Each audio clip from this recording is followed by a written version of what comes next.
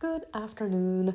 So, my most recent book is one that Elena read first and said she liked, so I decided to give it a try. Its title is Aisle 9 and it's by Ian X. Cho. So, this story is set in a future version of our universe when on this one particular Christmas day, like all these different portals to hell opened across the world, or at least people think they're portals to hell. They're not 100% sure, but they do tend to spew out demons, so it seems to be pretty good evidence for this conjecture. So on this day, a lot of people got killed and a lot of things about society changed. One of the biggest changes is that this private company called Vanguard kind of took over everything because they were the only ones with technology and like security people and so on who could provide some type of stability for people in this world that they suddenly don't know how to live in.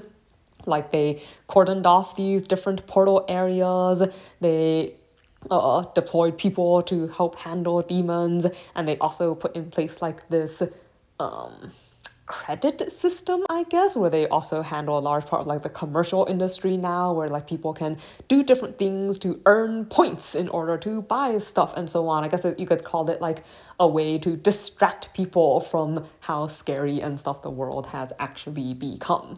So the main character, Jasper, works at a discount mart. I think it was called Here for You or something. But anyways, he works as a clerk and he's mostly there because he is very interested in this one girl who works there called Kyle. Only she like he can't really figure out what their relation is to each other, but he thinks that they may have known each other. And I say may because Jasper has no memories of what his life was like or what he was doing or even who he was before a few months ago when he had this accident that landed him in the hospital. So he has a vested interest, I guess, in trying to find people who may have known him and trying to joggle something so that he can remember who he's supposed to be. Like, understandably, he feels extremely lost. So even though this particular mart that he works in actually has a portal to hell in aisle 9, he's willing to take the risk, I guess, in order to work there. Oh yeah, so stores that are open but have portals are ones that are technically designated as not as dangerous. I guess they have portals with different levels of risk depending on the types of demons that typically come through or something.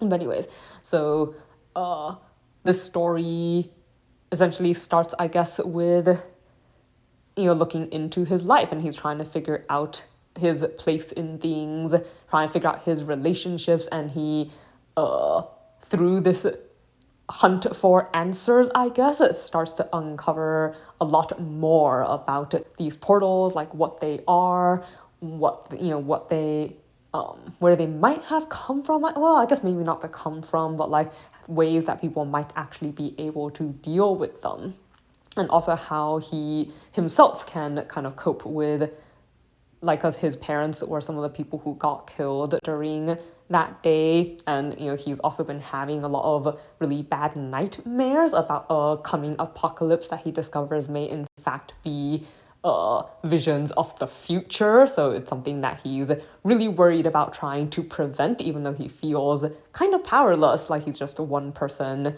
and needing, but he's not willing, I guess, to give up just yet. So something that I liked. I appreciated how the story took its subject matter very seriously. Like it could have been really silly. I mean, they had like one of the first demons they introduced was the fluffy pom-pom keychain demon. Like it could have been really silly, but because they handled it in a really serious way, it wasn't. And I definitely preferred that. I also appreciated, I think the story does a pretty good job at handling some really tough topics to think about, like trying to deal with the hopelessness, I guess, sometimes when you have problems that seem so big that there's nothing you can do about it. Like it brings up a number of times, I guess, how a lot of people seem to be just ignoring all the really bad things, but at the same time, it acknowledges how maybe part of that apathy comes from the fact that care, like allowing themselves to care, is really scary because it feels like there's nothing you can do and that everything is going to be really bad. But at the same time, you can't really allow yourself to fall into that indifference, or else nothing is ever going to change.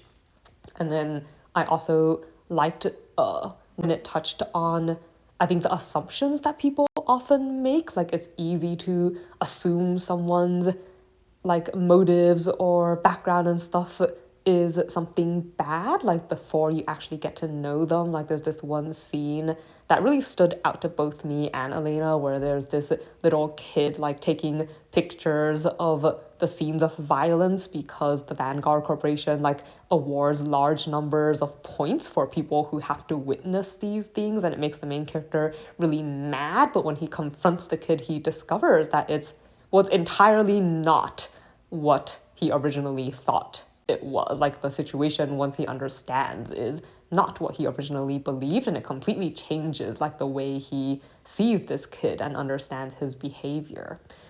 Something I did not like. I don't really think I liked the writing style very much, but it's a little hard for me to pinpoint what it was, because like the story and stuff was interesting, but I did find it a little bit hard to finish. It was kind of funny though, because Elena told me she was the other way around. Like, she found it a little hard to get into because of the writing style, but because the story was interesting, like it wasn't hard for her to finish.